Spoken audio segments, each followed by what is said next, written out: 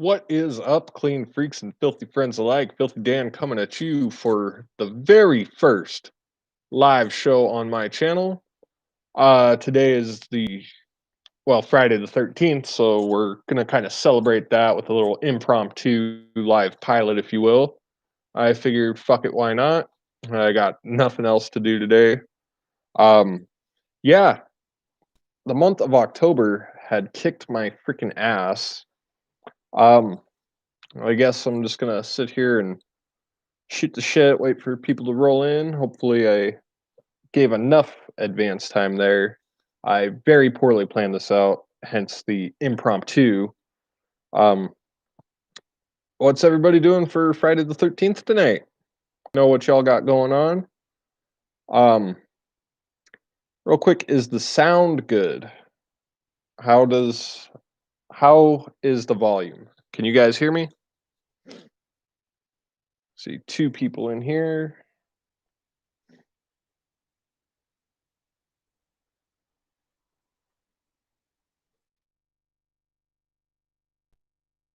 Is the sound? Oh, yeah, Friday the 13th, the second biggest holiday for horror fans worldwide. Of course, Halloween is definitely our big day. We like holidays all around, but this is one that we can get sometimes 2 to 3 times a year, so that's always a lot of fun. Um, yeah, that Friday the 13th movies, though, let's shoot the shit about those. Yeah, those are not the greatest achievements in cinematic history, but damn, are they fun films to watch for sure. For those of you who were there for the Stream Demons first episode, you saw that we broke down the first entries of all the big three, and that was one film that, in a lot of ways, we had to give the boot to was the first Friday the 13th because we broke it down by categories, being story, characters, um, the acting, music, all that good stuff. But yeah, the only thing Friday the 13th Part 1 had going for it was definitely the kills. It was definitely a tough decision for sure, to say the least.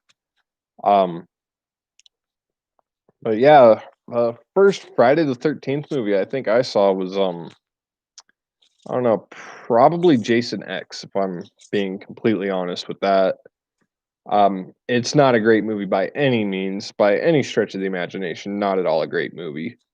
But that was my introduction to Jason Voorhees. I had already seen some of the Nightmare on Elm Streets and Halloweens by that time, so I was well well versed with those two.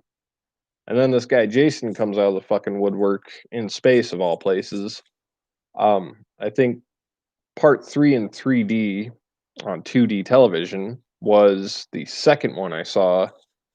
Um, that kind of gave me a feeling that okay, this there's more going on here than I thought because when you're the first thing you see is the motherfucker in space, you're kind of expecting some weird outlandish shit. And yeah, in a lot of ways, I think my first watch of part 3 was kind of iffy, to say the least. Its pacing was definitely a little weird, especially when you're like a 9-year-old trying to watch it. It didn't captivate my attention in a lot of ways, but I still enjoyed it. But I spent the whole freaking movie just waiting for Jason to show up with his mask. Of course, that did happen, but yeah, the movie in a lot of ways did bore the fuck out of me.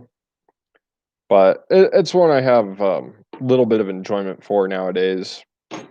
Um, I think the last one I saw was probably the New Blood or the Final Chapter. But then again, the remake and the Vincent DeSante's films, Never Hike Alone, Never Hike in the Snow, because in my mind those are canon. Um, so real quick, what do y'all think about Friday the 13th overall? What was your first experience and run in with the character of Jason Voorhees? Don't be shy, guys. We're here to get filthy and fucking honest. Let me know what y'all think. Um, Yeah, I remember for a while, I was of the mind that Kane Hodder is the ultimate fucking Jason because that's what they want you to believe, and especially when it's the New Line films before Freddy versus Jason promoting that idea.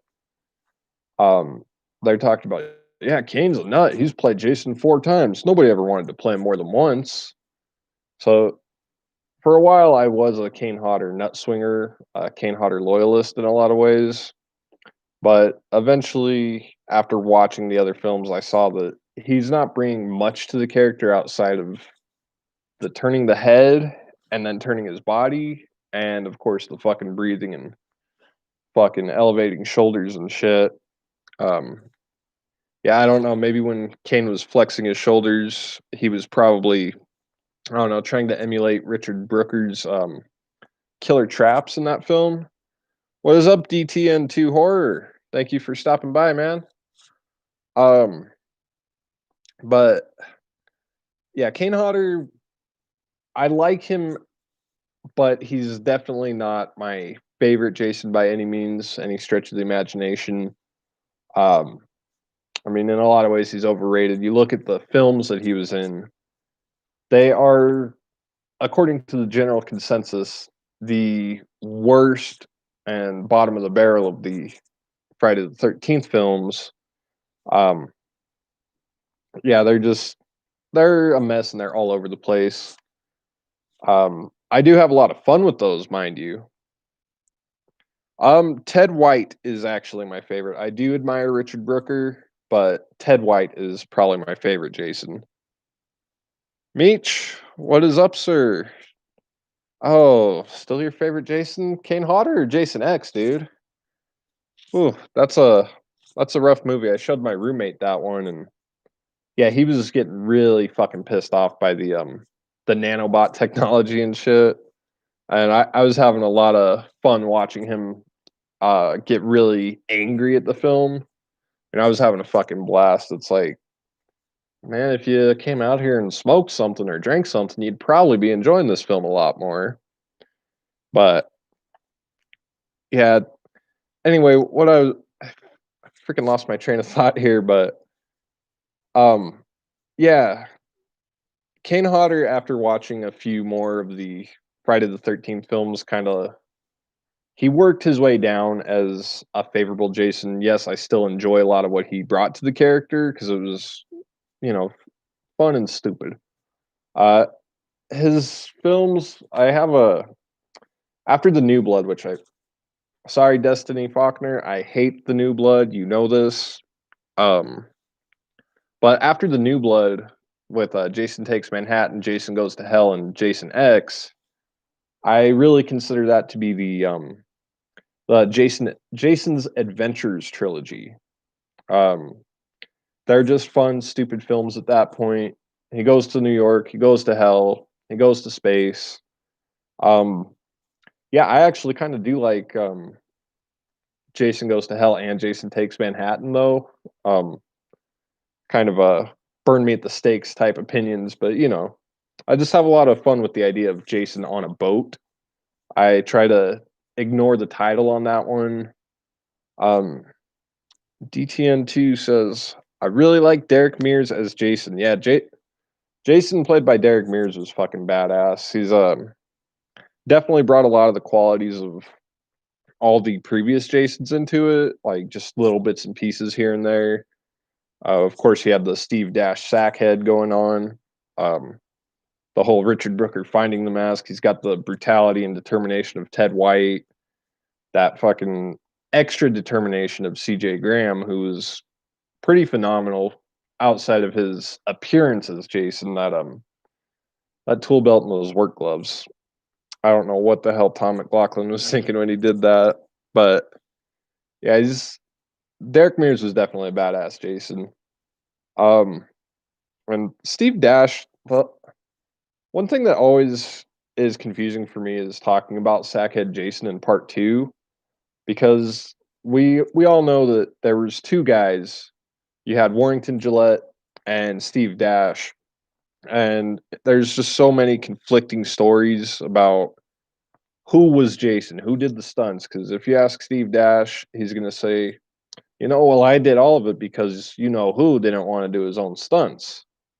And likewise, you got Warrington Gillette taking a lot of credit for everything in that film. So I don't know. I get confused when I talk about the Jason portrayal of part two because I know they were both involved. I know for a fact that that was Steve Dash in the climax because when you see his eye through the hole in the sack, that is clearly Steve Dash's eye.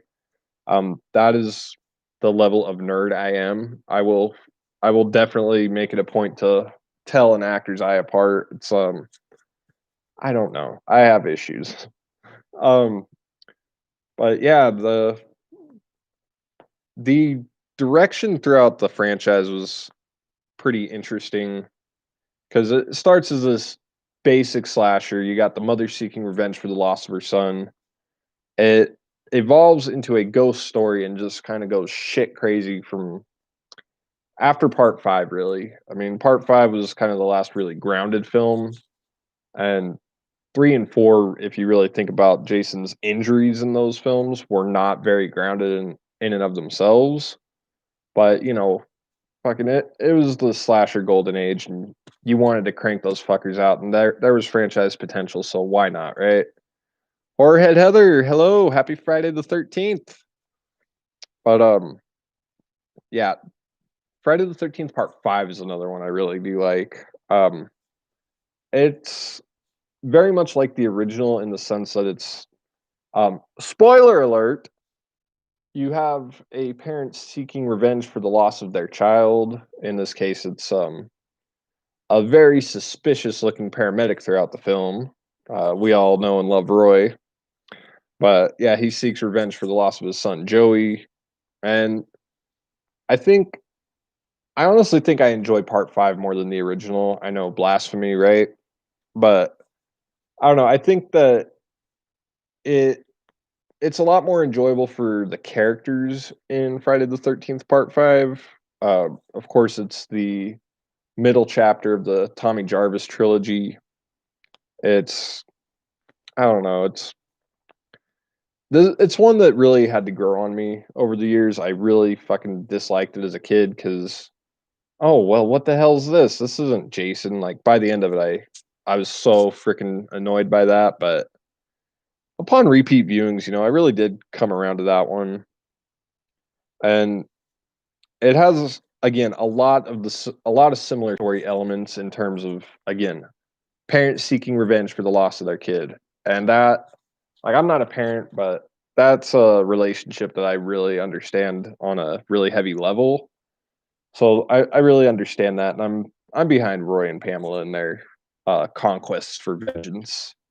It was definitely something that I would probably justify. But what the hell is with those newspaper clippings where you got actual photographs of Jason Voorhees? What the fuck was that, man? Um, I'll tell you what, that was just a publicity image. We're like, yeah, you know what? The fans aren't going to think about this. I wish they'd have thought about that 35 years ago because I don't know about you guys, but that's something I know a lot of people like to nitpick about. Um, yeah, that was pretty fucking redonkulous. Just the who the hell's going to get close enough to Jason Voorhees to take a damn photograph of him? I mean, come on. Everyone says they don't like part five because Jason is not the killer. That is true, Heather. He was not the killer in five or one.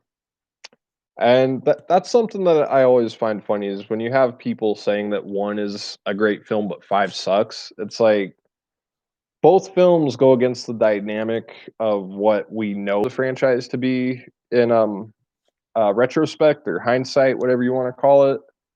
Like it's just I don't see how you could like one thing and dislike something that is practically the same thing. And I mean, come on, Part Five is a lot funner. It's got a higher body count. Yeah, the effects are kind of a downgrade, but the fucking kills and the characters in Part Five way way more enjoyable than the characters in Part One. And the characters in Part One aren't even that bad. In a lot of ways, I feel it was just a misguided film. Um, I don't know. It's all I know is next summer I will be doing a Friday the 13th review series starting, I believe, in May. Yeah, 'cause I tried to set up the schedule just right because I think the Friday the 13th next year is in August. So I figure if I start in May, do them weekly on Friday, um, it's gonna line up just right. I don't know if I'm gonna do DeSante's Never Hike films with that. I'm very tempted to, but damn, that's gonna be a heavy workload. Chris and I thought that Halloween Wednesday was a pain in the ass. I know that when we both decide to tackle Friday next summer, we're gonna be freaking exhausted by fall for sure. Chris Snyder, it is going pretty good so far, buddy. How are you doing? You still at work? Sweet ass robot dance moves. Yes, Violet's dance moves were pretty damn entertaining, but that makes me raise a question. Violet's dance moves or Jimbo's dance moves? I want to know what y'all think about that. I personally like the dead fuck dance. It's just sporadic and it reminds me of something I would do if I was at a certain level enough to where I just didn't give like remotely a single shit or not. Like I would probably bust out that crazy dead fuck dance. Um, Less than an hour to go. Hell yeah, man! You're gonna make it through this shit. Uh, yeah, I'm losing my train of thought again. But anywho, yeah, next year doing the Friday the 13th review series is going to be a fucking killer workload. It's like I already feel my shoulders just crushing under that, but it's going to be a lot of fun. I I don't think that Chris and I are going to do it in tandem like we did with the Halloween Wednesday, but they are going to be going on at the same time. But all the same, like we've been kind of shooting the shit just a tiny bit about what we're going to do on our personal videos, so we're not, jacking each other's ideas. Um, and that's really all the pregame talks are on that.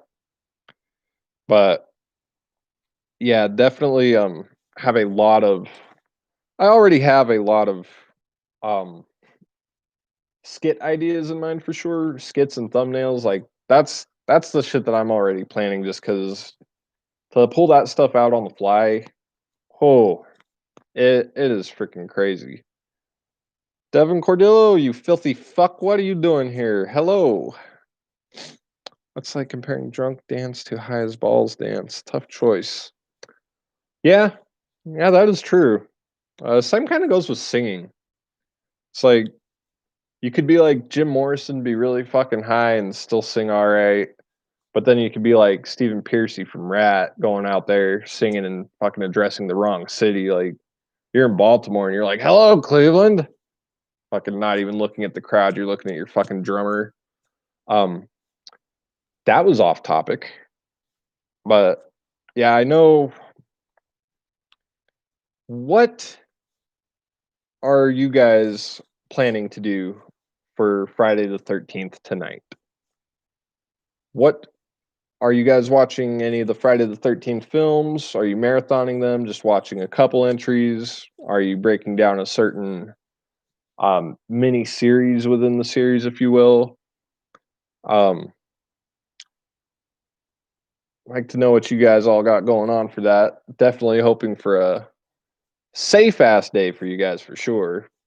Especially if you're near the woods, wooded areas, or fuck, even if you're going boating or taking a space flight.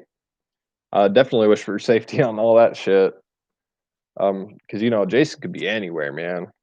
Um, so what are some Friday the 13th film ideas that you guys have? Like, what's like when they were pitching the freaking Jason X, they were pitching all kinds of just stupid freaking ideas.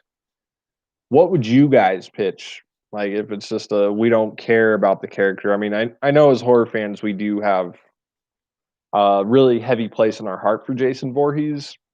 But if you guys were just gonna write a quick script as a cash grab to keep the character relevant, what would be the dumb idea that you guys would do? I'm curious to see what y'all would say on that. Tommy Jarvis trilogy, that's a good one, Heather. Planning on watching Friday 7. Yeah, yeah, that's definitely a good look for Jason, but oh man, I have a lot of issues with that film, and it's not the film's fault. It's the MPAA. Those those MPAA motherfuckers, man. They butchered that film, sliced it to ribbons, and it just hurts the film in a lot of ways for me. Devin says Jason goes to jail. That sounds like the end of Halloween 5, dude. I was oh god, I got a foul taste in my mouth just thinking about that. Excuse me. But yeah, Jason goes to jail. That would be interesting. Um, would you have him be like just interacting with the convicts? Would he be in solitary? Oh, so like earnest. So it'd be like a kind of a comedy. Is that what you're saying? Like I think if you took Jason and put him in the setting of like the thing, that would be interesting. Just kind of have him with an Antarctic research group, just kind of doing whatever the fuck he does. I guess if it was Jason Goes to Hell, Jason, he could give the thing a run for its money, or maybe just maybe him and the thing try to assimilate each other, and fucking craziness fucking just ensues from that point. Um, real quick, I also want to take a quick second to mention that I am crawling very closely to that big 100. Um, I'm honestly surprised that I've made it this far. I was half-heartedly joking about thinking about doing a an aggressive push to 100 campaign because I'm like it just it's one of those things, you know. It's like I don't mind it either way. Yeah, it's nice to have the a high sub count, but I mean, it's something I'm really fucking thankful for everybody who has subbed on the channel, everyone who's been watching. Um, like I can't express with great words right now just how much that means. It's freaking awesome because I started this just because there was a movie review that I was looking for on YouTube for a film called Alone in the Dark. I couldn't find the right Alone in the Dark review, so I said, "Fuck it, I will make my own." And that was basically the start of Dan's film discussion. Um, it was just it was a passion project, kind of a quarantine project. It was just a lot of fucking fun, and like I thought it would just be kind of like a quick summer thing, and I'd give up. But nah, man, I'm having too much fucking fun doing this shit. Um, damn, I swear a lot. I should have a jar or a swear counter on the screen. Um, yeah, I should probably try and get a swear counter on the screen. That would be pretty damn hilarious. Um, maybe reflective even. Just kind of look and see that. Oh wow, you really need to wash your sailor mouth out, boy. Um, you'll get there, man. Thank you, DTN too. That that really does mean a lot, man. I mean, I busted my freaking ass last month and almost wore myself down because I was trying to do a video every freaking day, and I had like the first four pre-recorded like before the October had even started. So I'm like, okay, yeah, I have a handle on this. And then from there, I was just kind of doing them the day before they were supposed to drop, and next thing you know, the next day is already at my foot, and it just freaking grabs me and trips me under the rug. Um, that is true, Heather. That is true. I must maintain the filth. Um, one of my favorites was The Others. Yeah, that one I had a lot of fun rewatching.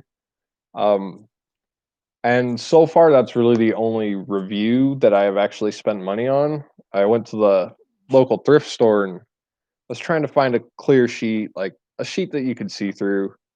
And I found this like giant ass doily looking curtain, so I figured, ah, what the hell, that looks good enough. Um, I had too much fun doing that one.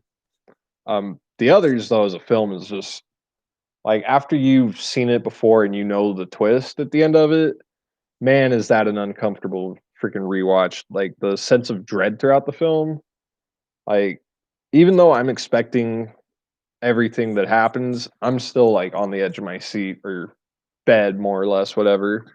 But yeah, it's definitely a uneasy sit through. I really have a lot of fun with it though, and yeah, the period piece setting too really just adds a lot to it. I like when the what are you saying, Devin? Are you saying that you like when they still hold up upon rewatch, or when they just um have that old timey setting? I'm thinking you're saying the rewatch value still holds up for you, but yeah, there's definitely quite a few that have that, and then there's some that are just like a one and done watch, or like maybe watch it once every 5 years. Um, like I know for a fact that Maniac, that was one I was kind of uh I almost didn't want to do that one during October, but I figured fuck it, why not? And that's one, as much as I enjoyed the acting by Joe Spinell in that film, that is just a fucking tough one to sit through. It's just very, very unsettling throughout, like through and through, the whole subject matter. But then again, you got things like Henry Portrait of a Serial Killer and Last House on the Left, and even I Spit on Your Grave. Those, like you, man, watching those ones, you have to be in the right fucking mindset before you watch it. Because if you're having like an offbeat kind of day, like you watch those and it just fucking it doesn't sit well with you. And those films aren't going to sit well with you anyway, just because of the heavy, dark, disturbing subject matter. But damn, dude, they are fucking effective. Like every time, like I remember the first time I watched Henry Portrait of a Serial Killer. It was the same day for some reason I decided to also watch Maniac. So you could just imagine how I felt by the end of the day there. I think I had watched Maniac first, thinking, "Oh, this is gonna be a Psycho ripoff," and then it goes fucking setup, and then fucking just goes right into left field, and it's like, "What the fuck, man?" And Henry Portrait of a Serial Killer, like the opening of that is just downright disturbing, where you're getting the montage of all the dead women, and you're hearing their screams, like as they're being killed, just playing over the aftermath. Um, that was that was just really fucking unnerving. And there's a scene about halfway through the movie. I'm not going to spoil that for anyone, especially if you're wanting to watch that. Um, like I had to pause the movie and go outside and ask myself, "Am I legally allowed to be watching this? This movie is so fucked up, man." Haven't seen Maniac. Heather, that is a interesting one to watch. I heard both versions are pretty good. And Henry is one that you guys definitely ought to check out. If you guys have the subscriptions for Shudder, I believe Henry Portrait of a Serial Killer is still on there, and I know Maniac is on there too, I think. Um, but yeah, those are seldom revisited, but they're still there in my collection, holding their dark corner. Um, yeah, those are just skin crawling movies. Like in a lot of ways, I almost would say that Last House on the Left is a little more palatable than Henry Portrait of a Serial Killer, but that all boils down to taste. I mean, both films are really freaking gritty. They both have that you feel like you're there kind of vibe to them, and it's just really I don't know. You definitely don't want to eat those or eat those. You don't want to watch those films on an empty stomach. um, because you will definitely upchuck something that is not there, and yeah. Let's see. Uh, both Last House on the Lefts were actually pretty, um God, I don't wanna say awesome, but I mean, this is always a tough one because in a lot of ways, I prefer Wes Craven's Last House to the remake, um, and that all boils down to the ending, really. Um, I felt like the ending of Wes Craven's Last House on the Left had more of a, I don't know, it just felt like there was nothing lost, nothing gained, or you've lost everything, but you gain nothing in your, conquest for revenge. Whereas in the remake, yes, the daughter survives and it's very happy, but it, like, I don't know, I kinda like that darker, cynical kind of ending. Like, I'm kind of a cynical bastard sometimes, but, like, I think the cynical direction of Wes Craven's Last House on the Left kinda sits better with me. Although I think that the remake is more rewatchable. Um, it's just, yeah. The ending, yes, was definitely more satisfying in the remake, but again, the cynical, "We've not regained anything, our daughter is still dead" ending was just so fucking horrifying and just really kind of lets you out on a bittersweet note. I don't even know if bittersweet's the right word there, but I like Eden Lake, even though the ending kind of pissed me off. Eden Lake is one I still have not seen. I've heard a few good things about it. Um, Movies with the word lake in it often run together in my head, like Lake Placid, Eden Lake, both of which I still need to check out, mind you. Um, but you have good words for it there, DTN two, so I'll definitely be keeping my eyes open for Eden Lake. Um, let's see, both are on the list of 101 horror movies to watch before you die. The 1940s right now. Oh my god, I bet that is a fun little journey to kind of watch those horror films in chronological order. Um, Eden Lake is on YouTube. Oh hell yeah! Yeah, I'll definitely be checking that out.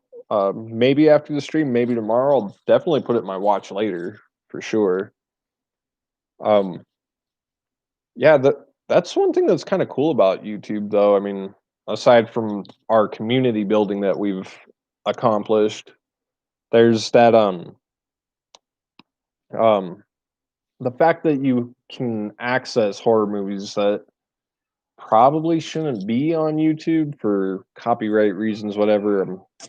I didn't say that, but like there's some that you just cannot find on DVD or Blu-ray or VHS for a reasonable price or at all. And sometimes YouTube is the only outlet to watch those films. And I'm not gonna lie, there are a couple that I have watched through that. One being Graduation Day and Fatal Games. Those were two really, really fun and campy um 80s slashers that they kind of had that same vibe going on with um the sports team being stalked by a slasher. That was a lot of fun in those. I think out of Fatal Games and Graduation Day though, I probably liked Graduation Day a little more just cuz it's that early part of the 80s where it's just fun, and you got freaking Linnea Quigley and Vanna White in there. Um, you got that one guy who was in another movie. I honestly don't remember the other movie or the actor's name, but he reminds me of the Dean Wormer from Animal House, but I don't think that's him. 1984 is on Shutter. Interesting. Yeah, that's one that I still kind of need to revisit because I remember watching that a few years ago, and it was just I was in a very um let's just say I was digging deep into conspiracy theories, if you will. So trying to watch 1984 was just too much for me at that time. I'm like, "Holy shit, I can't do this. I can't do this." And that the book, I think I started reading the book, but I don't think I have finished it. Um, yeah, because the whole dystopia thing, like, as much as I enjoy that, it terrifies the fuck out of me, dude. Um, Devin, Shutter is, I think, still offering free trials. Um, I'm not sure what the free trial um, length is right now. I know when I started, it was a 7-day free trial, and then it's only like 4.95 a month. They just charge you one sum of like 50 some dollars, I believe, 70 some dollars. But Shutter is well worth it, man. It's got all kinds of great freaking horror movies on there. Stuff you haven't heard of. It's even got horror documentaries. No, I am not giving you an ad, sir. I'm just trying to help you make a great choice. But yeah, Shutter's got all kinds of cool shit, like documentaries, movies. They even have their own original like TV series and stuff on there. Um, I'm sure you've seen the ads for like cursed films. That is something that you can get on Shutter, and man, that's a interesting little series for sure. Those Have Eyes remake is one that I had to abandon. The scene. Yeah, I could understand that. Yeah, that. Yeah, the Hills Have Eyes remake is. I'm not even sure how I would rank the Hills Have Eyes movies, but I know that the Hills Have Eyes 77 and the 2006 remake are both at the top, and I haven't seen the remake for part 2, but the original part 2, mm-mm. I tried to like that one.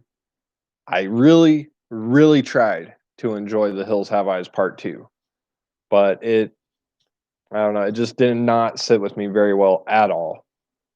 Um, but yeah, horror movies that kind of play with that family relationship and that family bond, like, in a lot of ways, those cut really freaking deep, man. Um, yes, 2 was bad. Like, I tried to kinda separate it, but it's just, ugh, it's horrible. I got mine from Possessed. Yeah, my copy of VFW is supposed to have a 30-day shutter code, but I don't know, I guess I didn't know how to put in the code or something. Because I'm gonna be honest, technology and we don't understand each other all that well, but I still got the 7-day free trial, and I was like, "You know what? Fuck it. I need this in my life. It's not a bad price." Um, yeah, I freaking love Shutter. It's got a lot of great things on there again. I mean, you got Christmas Evil, which is, I don't know, you could say kinda like the Taxi Driver of horror movies in some ways. Just that it's a character study showing the fucking mental decline of the main character. Um, Black Christmas, which I finally got Shannon to watch today after, I don't know, a couple months of trying to push her to watch it. I finally got her to watch Black Christmas '74, and she fucking enjoyed it. And I was like, "Well, when I tell you to watch a film, I'm not giving you a bad film to watch. I'm giving you films that are among the general consensus to be good films." And yeah, she fucking enjoyed it, man. Yeah, that one was a lot of fun. And one thing I really like doing is watching a horror movie that I'm familiar with somebody who hasn't seen it, or even just having them on the phone and just kinda like, "Hey, what are you doing?" "Oh, I'm watching this movie." I'm like, "Oh, fuck, that's a good one." So I'll just kinda, like, stay on the line, but be quiet, and just listen to their reaction. If their TV's loud enough, you could hear where they're at in the movie. So you're just kinda there fucking smirking up a storm, man. Um, yes, you do need to watch the original Black Christmas, Devin. Um, yeah, I don't blame you, for waiting, Heather, on watching the remake until next month. The remake I actually did enjoy. I saw that one first. I think it was, like, shortly after it came out to rent on DVD that I had seen it. Um, but compared to the original, that's a tough one. Um, I'd have to watch them back to back to give you a decent comparison on that. That 2019 one though, I'm not of the camp that's gonna call it garbage, but that's because I haven't seen it. But I do understand that it's a film that did nothing more than take the name and just kinda do its own thing. Yeah, I've not seen 2019 Black Christmas, so I'm not in any position to say that, yes, it's shit or, yeah, it's okay, but it's one that I'm kinda just trying to avoid because you hear so many negative comments about it, it just kinda, eh, sits well with you. Original Black Christmas for the first time last month.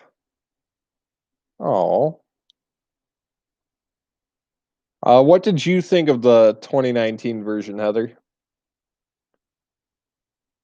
There's another great place to watch horror. It's free with ads, but still has some hard to find movies on.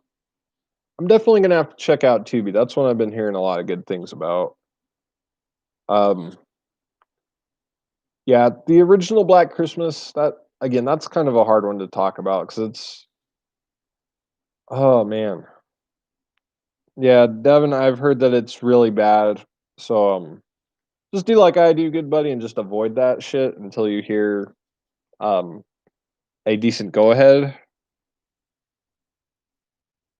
I don't think I've seen the Into the Dark by Blumhouse, but I'm guessing by the way you said that it might not have been the greatest film, or maybe it was like that, but with a step down.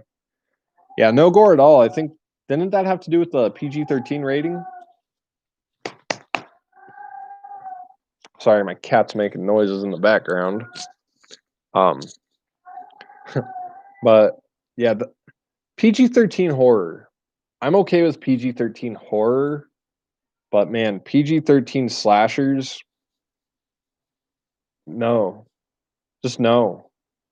I mean, I do like the theater of the mind, as Mr. Dave McRae would say, but like for a fucking slasher, you gotta show us something, even if you're still showing us nothing in the same film. Like I feel like we need something to visually grab onto, and at the same time have something to kind of keep us in a state of suspense. But snow even looks so fake. Oh shit. Um, but yeah, PG-13 slashers are just a no-go for me. Like, I've started coming around to PG-13 horror in general, and, like, Lights Out was actually a pretty good one. I was not expecting that to be too great, but I saw James Wan's name in I think it was James Wan. Like, his name was there in the credits as a producer, so I'm like, "Ah, well, fuck it, I'll give it a chance." I mean, he hasn't really done shit in his career, like, by that I mean he hasn't made a shitty film.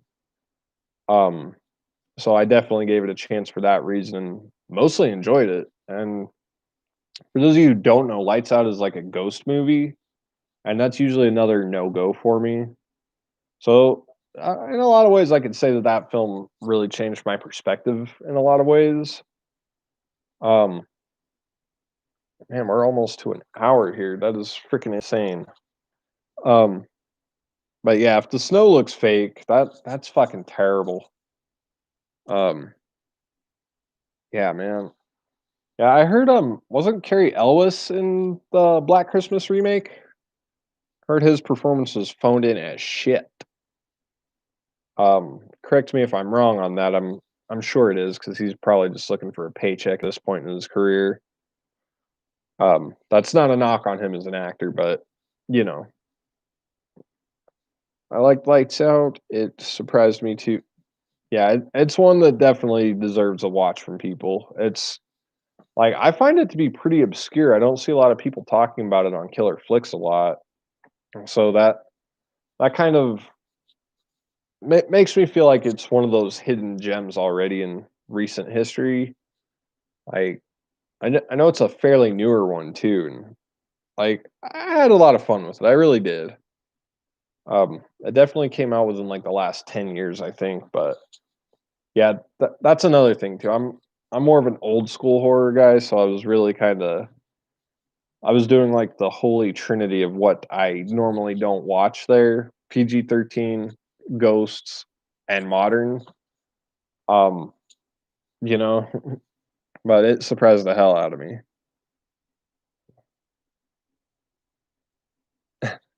Yeah, I hear that Blumhouse is generally hit or miss for most people. I haven't really seen too much of the stuff they've put out. I think they were, slightly involved with the Lights Out because I think it was one of their subsidiaries actually released that, but I've heard a lot of people really not being too happy with Blumhouse's, latest output, like the Fantasy Island. I heard a lot of people fucking hated that one. Um, my only question and concern for that film is Tattoo in it? Because if we don't have Tattoo, I'm not watching it. Um, but yeah, random thought, but what do you think about getting a tattoo of the character Tattoo? Tell me that wouldn't be fucking genius. A little joke inside of itself.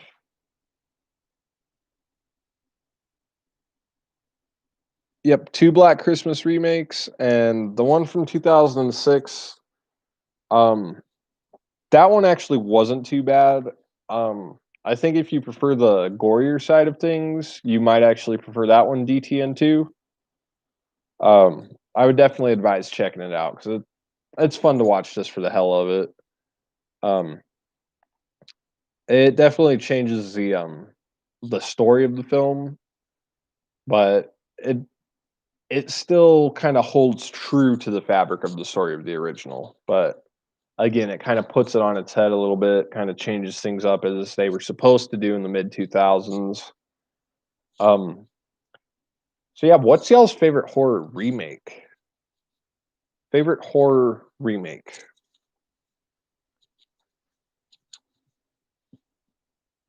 Like, I think the, Texas Chainsaw Massacre remake was actually pretty damn good, the one from '03, and that series, though, is fucking oh, goddamn, don't even get me started on the Texas Chainsaw Massacre, man, it's, whoo, that's, it's half-baked shit in a lot of ways. I do enjoy some of the films in there. The Evil Dead remake wasn't too bad either, but, yeah, Texas Chainsaw's got some good entries.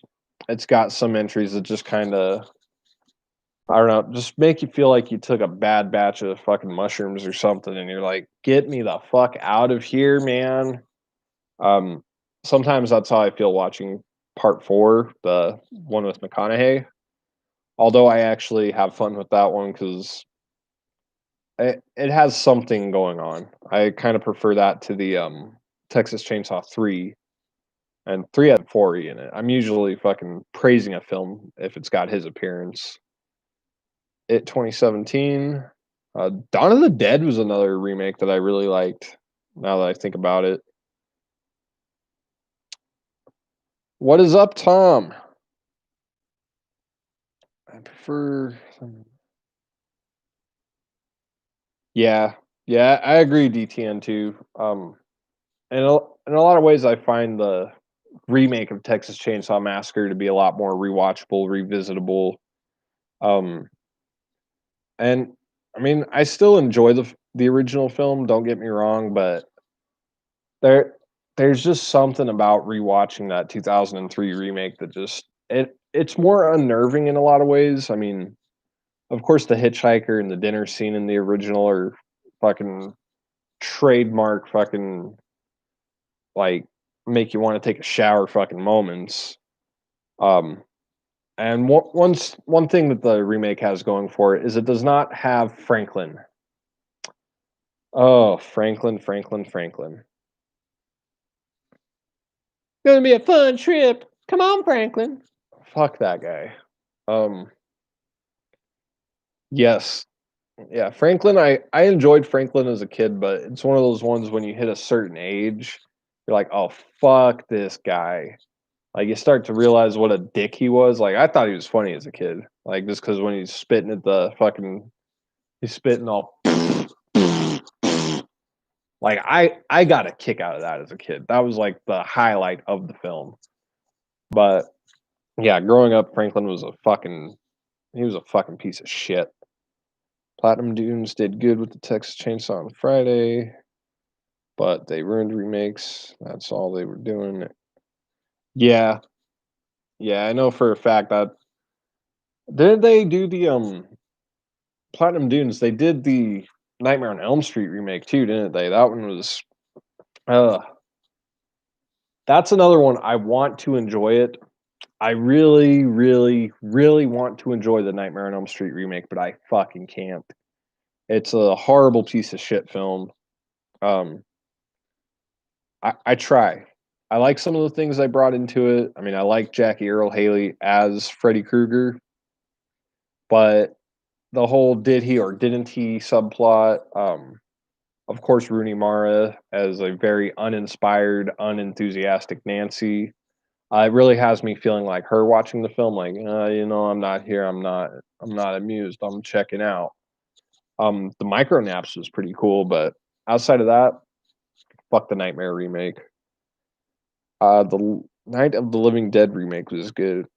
Yeah, I saw some clips for that, and my brother actually showed me those, and I am freaking morbidly curious on watching that. And I heard it was directed by Tom Savini, so that already is a win-win for me. I mean, like one thing I really liked was like 'cause one of the clips I watched was for the intro where they're at the cemetery and Johnny is tormenting Barbara. He's played by Bill Moseley, so that's already another win-win within the film. Um, he's fucking with Barbara, and the guy that you think is going to be that first zombie comes up to him, and just the way they fucking spun that little part on its head was like, holy shit, they just did that. I didn't want to watch too many of the clips on there because then it's like, oh well, fuck, all I have to watch now is a little bit of filler. But the Night of the Living Dead remake is one I'm really looking out for right now. Nightmare on Elm Street remake was poorly written. Rooney Mara was a poor Nancy. She definitely was. Um, I know a lot of people would have preferred her friend Chris having been the final girl. And in a lot of ways I kind of agree. I mean, she was a better character in some ways, but if I'm being perfectly honest, not even Chris was that memorable. The only memorable character for me in the Nightmare remake was Freddy. Um, overall, that movie can just kiss me where the sun don't shine. Um, yeah, there's not a whole lot that's memorable in it. Like every time I go back and rewatch it, which is, mind you, not very often, it feels like I'm watching it for the first time and being just as disappointed as I was the previous time. So it's like worlds colliding and fucking everything up. Um, I guess Clancy Brown was okay in that too, but he wasn't enough to save the movie. Um, now, had they kind of worked the movie out a little better and tried to put some effort into it, I think they could have made a great fucking film. Um, they spent too much money on CGI though, that's for damn sure. Freddie and Jesse were the only ones left an impression. I forget which one is Jesse. Was he the Glenn type character, or was he the one that was more like Rod? Because like that's how bad this film is for me. I can't remember who is who. But yeah, when you said Freddie and Jesse, I thought you were talking about Nightmare 2 for a second, which is miles and away better than that fucking remake. Um, it, I mean, yeah, Nightmare 2 is a lot of fun. Even like, because I saw that one as a kid, so I was able to easily overlook all the subtext in that film. It never bothered me, and when I did grow up and kind of picked up on that, I was like, "Oh, that's kind of strange. That had to have been coincidence." And then, okay, okay, Clancy's son, yeah, Yep. Yeah, he was kinda alright. I mean, I honestly, I forget about his character almost every other time, but since I had kinda reviewed those well, not kinda, but since I had reviewed those films pretty recently, um, he's kinda there in my memory, but he's not in, like, the forefront, he's kinda just he's there, something I kinda sorta remember, but, it's what it is. It's not a very memorable film overall.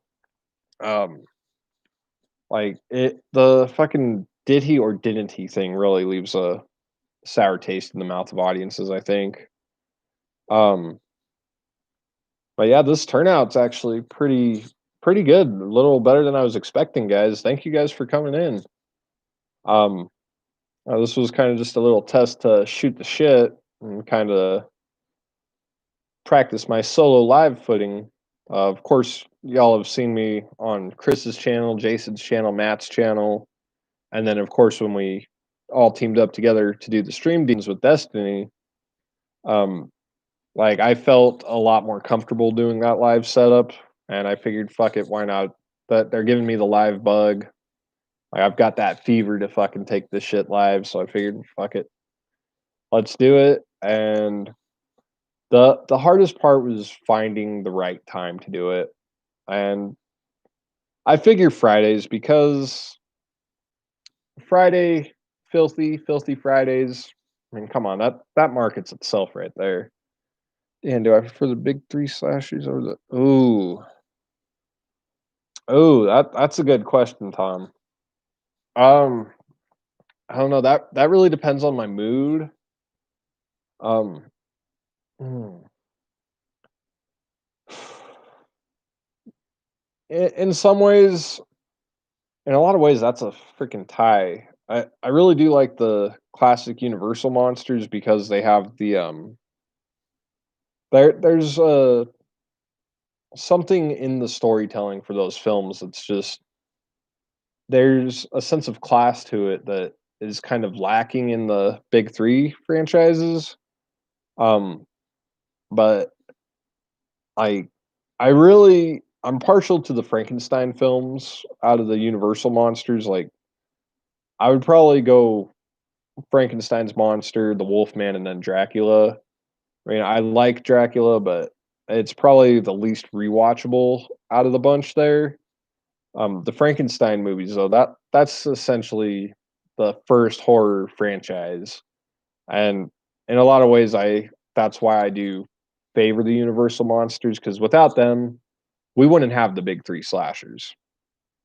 I mean, all granted, I probably do watch the slasher big 3 more than the classic Universal big 3, but I've always got that love for the Frankenstein's monster, man.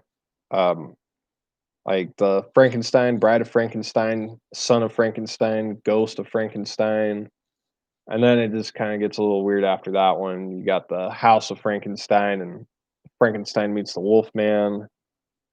Um, and then there's the Abbott and Costello ones. I did not watch any of the Abbott and Costello meet the Universal monsters. Yeah, yeah, definitely DTN too.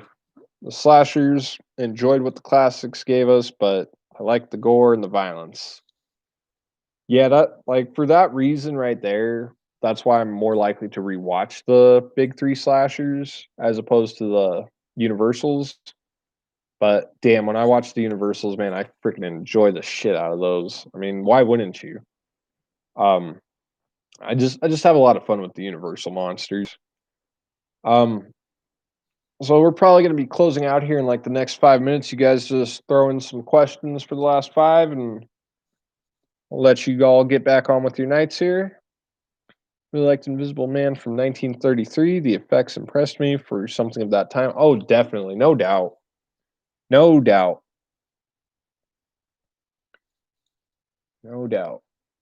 And that still astonishes me. Like even something as relatively simple as creating the Wolfman's appearance, like where they would do just the frame by frame kind of just putting different layers of makeup on Lon Chaney Jr.'s face and just kind of having him turn into the Wolfman through, like, I don't know, kinda like a time lapse, just still shots, like, that's still pretty fucking impressive. Yeah, it's nothing like the body horror type transformation, but damn, is it still pretty impressive even by today's standards. Some would probably argue with me on that, but I enjoy the Wolfman's transformation in the old films. Um, yeah, it's ridiculous, but I still enjoy it. Um, yeah, the Old Dark House is a classic Universal film that I really enjoy. It's not one of the monster films per se, but it is part of their classic catalog. And like one reason why I really sought that out, David, I will be sure to start referring to you more as David, sir. Thank you for dropping in, man. Um, but yeah, the Old Dark House is definitely one that I suggest y'all check out. Um, I think it's still on Shutter. It might be on YouTube. I'm not sure. But the Old Dark House has a brief appearance in the um, House of a Thousand Corpses by Rob Zombie. They see that one on the TV. So whenever I went to go watch that and saw those parts, like where they're knocking on the door, like, suppose that everyone in the house was dead, a candlelight burning about while they're just laying around. And I'm like, wow, this is that movie. This is fucking awesome, dude. Um, yeah, David, you have a good night, sir. Um, Heather, you have a good night. Tom, have a good night. Devin, anyone else who's in here, you guys all have a good night. Um, thank you for stopping by, and be sure to look out for my Rob Zombie film rankings coming out very soon. I don't have a day set up for that. I'm probably going to be recording that one later tonight, but I will be ranking all of the Rob Zombie films. Um, that's going to be a fun one. I'm probably going to piss a lot of people off with that, but hey, we'll see. That's where the fun is at in this community. But as always, you guys have a great night and stay filthy. Thank you guys. And